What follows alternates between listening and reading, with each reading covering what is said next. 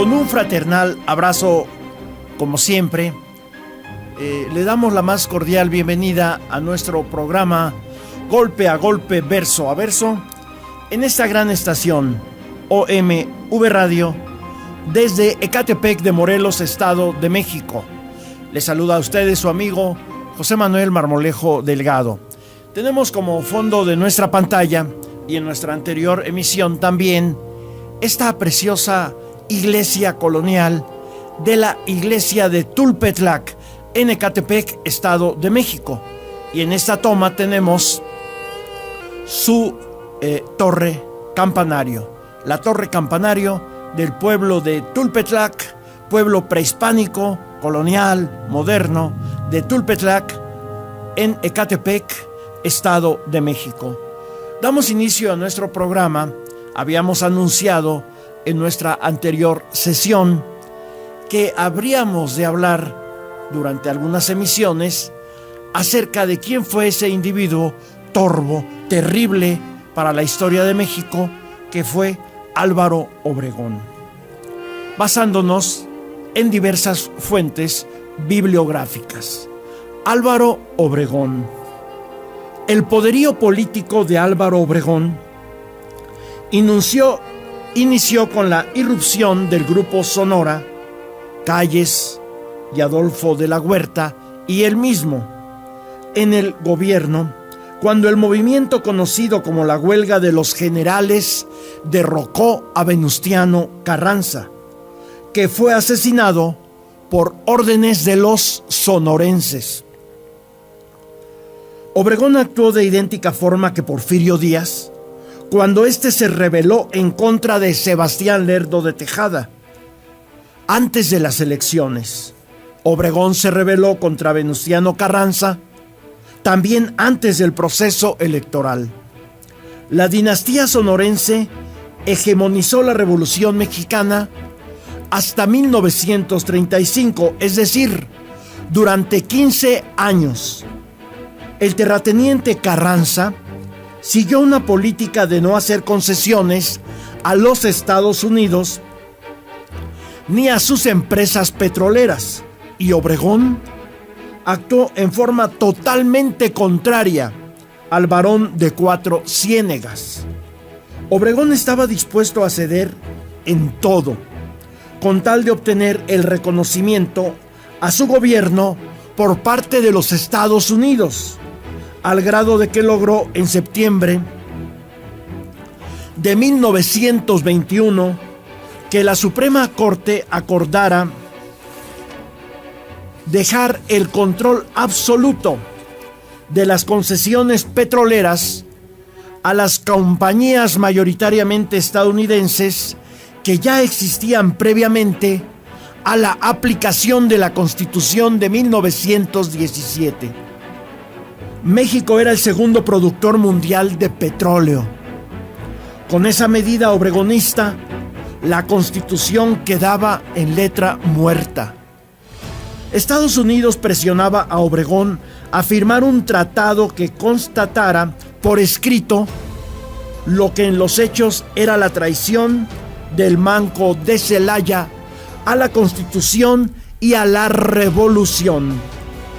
El 14 de septiembre de 1922 se firmó el convenio Lamont de la Huerta, instrumentado por Obregón. Un tratado totalmente desventajoso e injusto para México, en el que el sonorense aceptó una deuda con los Estados Unidos mayor a la real. El débito que Porfirio Díaz heredó a México y que fue reconocido por Carranza era solo de 442 millones de pesos. Pero en el convenio Lamont de la Huerta, negociado por Manuel Gómez Morín, quien luego fue fundador del Partido Acción Nacional, el PAN, el endeudamiento aceptado ascendió a 1.450 millones de pesos. 1.000 millones de pesos más de lo que realmente era la deuda. Además, En este convenio, Obregón se comprometió a indemnizar a todos los estadounidenses por los daños sufridos con motivo de la revolución. En su anterior informe de gobierno, Obregón prometió no firmar ningún tratado.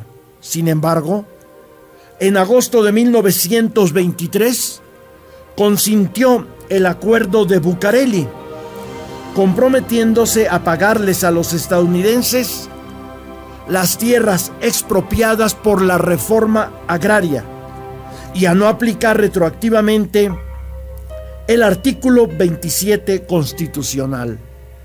Se aproximaban las elecciones de 1924 y con el acuerdo de Bucareli, Obregón buscaba el apoyo estadounidense para que el grupo Sonora mantuviera su hegemonía en el poder político de México, no importando lesionar gravemente al país y reprimiendo a los patriotas mexicanos que se atrevían a protestar en contra de esta traición. Tal fue el caso del senador Fidel Jurado. Además, varios legisladores fueron capturados. Obregón impone su política claudicante a sangre y fuego. Por estas concesiones a los Estados Unidos, Obregón obtuvo el apoyo de ese país en armas y municiones con un contrato de crédito a largo plazo. La rebelión de la Huertista había sido tan impactante que provocó la supresión de medio ejército en el país. Al final se impuso la fuerza de Obregón. Esta información la hemos obtenido del libro Los orígenes del PAN de Pablo Moctezuma Barragán. Manifiesta Severo Iglesias que la ideología de la Revolución Mexicana no era homogénea y que existían discrepancias entre diversas corrientes. La que representaban Madero, Carranza y Obregón era una tendencia conciliadora con el feudalismo que pretendía desarrollar la economía sin destruir las haciendas.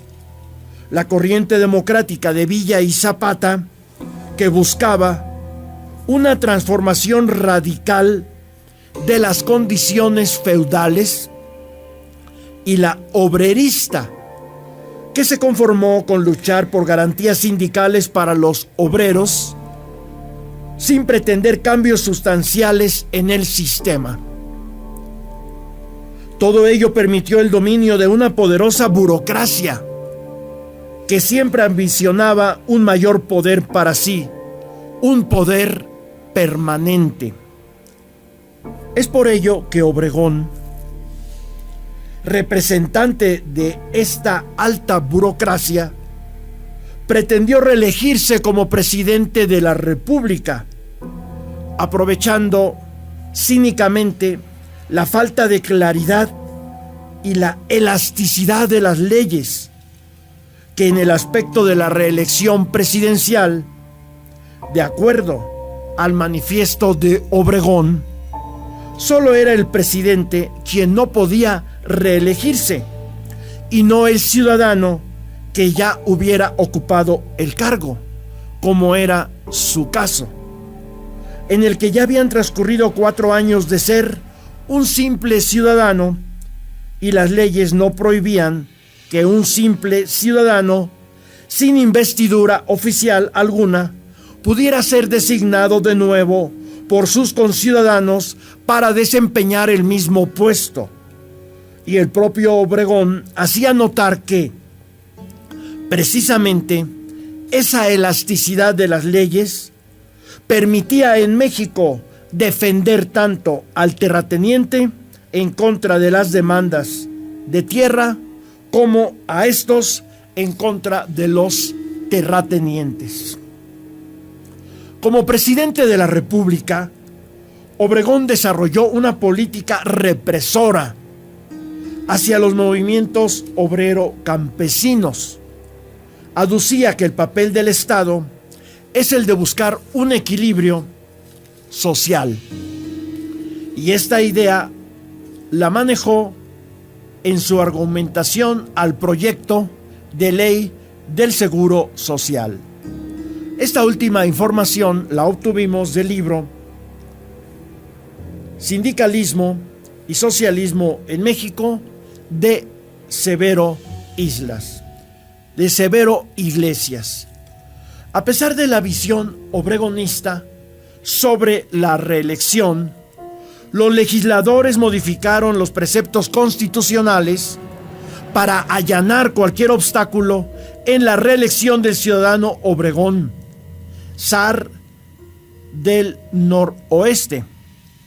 Nos dice Zvi Medin que la perspectiva del retorno de Obregón al poder ponía en riesgo el andamiaje callista de privilegios, entre estas las prerrogativas de la CROM y del agente de Luis N. Morones, quienes se opusieron vehementemente a dicha reelección.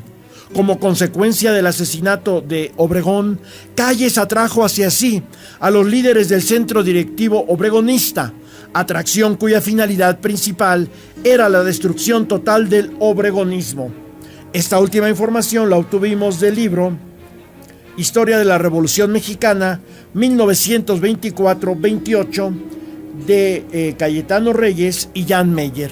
Pero de este tema continuaremos hablando, disertando en nuestro próximo programa, Golpe a Golpe, Verso a Verso, de esta gran estación, OMV Radio, desde Ecatepec de Morelos, Estado de México. Se despide de ustedes su amigo José Manuel Marmolejo Delgado.